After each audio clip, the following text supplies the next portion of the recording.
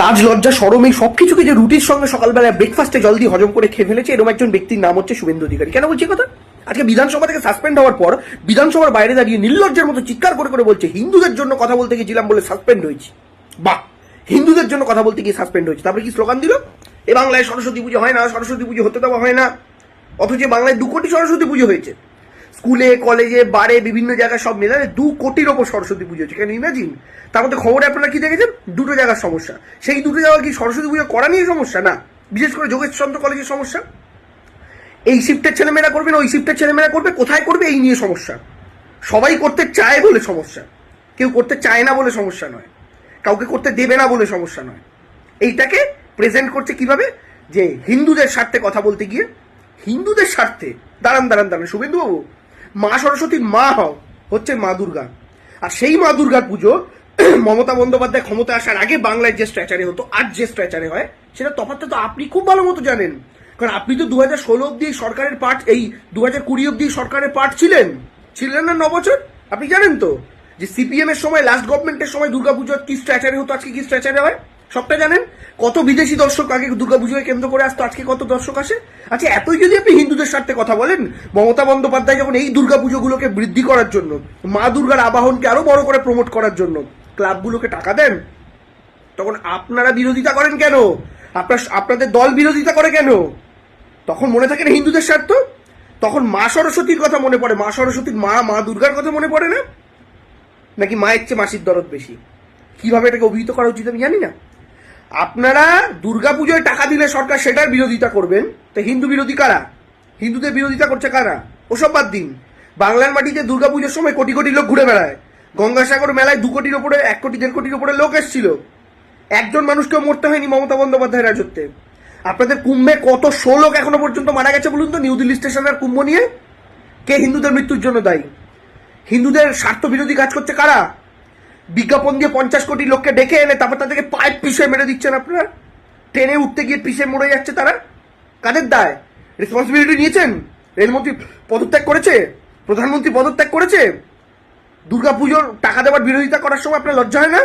তখন মনে হয় না আপনি হিন্দু স্বার্থ বিরোধী কাজ করছেন? মা দুর্গার পুজোর আমেজকে ছোট করে দেওয়ার চেষ্টা করছেন, যেন অন্যান্য রাজ্যের উৎসবগুলোর চাইতে, আপনাদের শাসিত রাজ্যগুলোর উৎসবের চাইতে বাংলার কোনো একটা ধর্মীয় উৎসব বৃহত্তর জায়গায় না যায়। এটা আপনাদের হিংসতা নয়, আপনাদের স্বার্থান্বেষী মনোভাব নয়। আজকে মমতা বন্দ্যোপাধ্যায়ের দৌলতে আজকে দুর্গাপুজো আজকে হেরিটেজের তকমা পেয়েছে, একটা ইনট্যাঞ্জিবল হেরিটেজের তকমা পেয়েছে মমতা বন্দ্যোপাধ্যায়ের পরিশ্রমে। কি কি ক্রেডিট আছে, কি করেছে, সাহায্য করেছে কেন্দ্রীয় সরকার, নরেন্দ্র মোদী, বিরাট হিন্দু হৃদয় সম্রাট।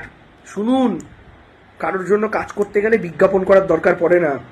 এই মমতা বন্দ্যোপাধ্যায় যখন দীঘাতে জগন্নাথ মন্দির করছেন, এই আপনি বিরোধিতা করেছেন।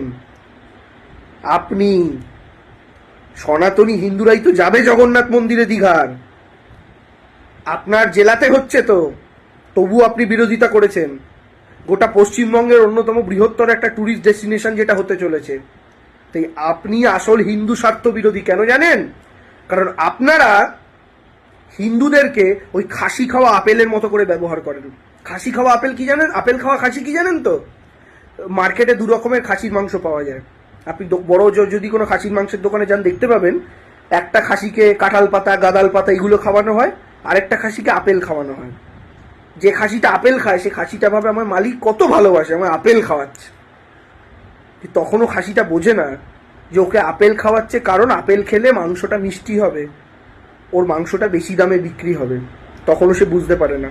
তা আপনারা হিন্দুদেরকেই আপেল খাসি বানিয়ে রেখেছেন। হিন্দু হিন্দু হিন্দু, সনাতনী সনাতনী বলে বলে আসলে তাদেরই গলা কাটছেন, আসলে তাদেরই সর্বনাশ করছেন। বাংলার মানুষ একবার জুতোর বাড়ি মেরেছে আপনাদের ধর্মীয় বিভাজনের বিরুদ্ধে 2021-এ, দ্বিতীয়বার জুতোর বাড়ি মেরেছে আপনাদের ধর্মীয় বিভাজনের বিরুদ্ধে 2024-এ, এবার জোড়া জুতোর বাড়ি খাবেন 2026-এ। তার জন্য প্রস্তুত হন। মানুষ এই বিভাজনের রাজনীতি আর নিচ্ছে না। আপনাদের মুখে হিন্দু সনাতনী শুনুন। বাঙালিও রামায়ণ পড়েছে, আর বাঙালি জানে রাবণ যখন সীতাকে হরণ করতে এসেছিল, ওই লক্ষণ দণ্ডি কাটা ছিল। মমতা বন্দ্যোপাধ্যায় যে লক্ষণ দণ্ডির গল্প বারবার বলেন, তো সেই লক্ষণ দণ্ডি থেকে যেন সীতা বেরিয়ে আসে, তার জন্য রাবণ কিন্তু সাধুর বেশ ধরে এসেছিল। সাধুর বেশ ধরে এসে, এর আগে আমি একটা ডিবেটে এটা বলেছিলাম, সাধুর বেশ ধরে এসে বিশ্বাসযোগ্যতা অর্জন করার চেষ্টা করেছিল সীতার কাছে। এবং সীতা সাধুকে বিশ্বাস করে গণ্ডির বাইরে যখন পা দেয় তখন আসল রাক্ষসের চেহারা বেরিয়ে চলে আসে। আপনাদের ভারতীয় জনতা পার্টি হচ্ছে এই রাবণ। তারা সাধুর বেশে ভারতীয় হিন্দুদের কাছে এসেছে ভবতী ভিক্ষাং দেহি বলে, কিন্তু ক্ষমতায় আসার পর হিন্দুরা আসল রাক্ষসের চরিত্র চিনতে পেরেছে, যে সাধু নয় রাক্ষস। সেই রাক্ষসের একটা চেলা আপনিও। আবার বলছি, বাংলা আপনার এই বিভাজনের রাজনীতি খাবে না। বাংলায় 2 কোটির ওপর সরস্বতী পুজো হয় আর কয়েক কোটি দুর্গা পুজো হয়। মমতা বন্দ্যোপাধ্যায় আসার পর যে দুর্গা পুজো আরো বৃহত্তর জায়গায় গেছে, আপনারা চাইলেও সেটাকে টেনে নামাতে পারবেন না, যতই চেষ্টা করুন। আর হিন্দুদের কাছ থেকেই সবচেয়ে বিফিটিং রিপ্লাইটা আপনারা পাবেন।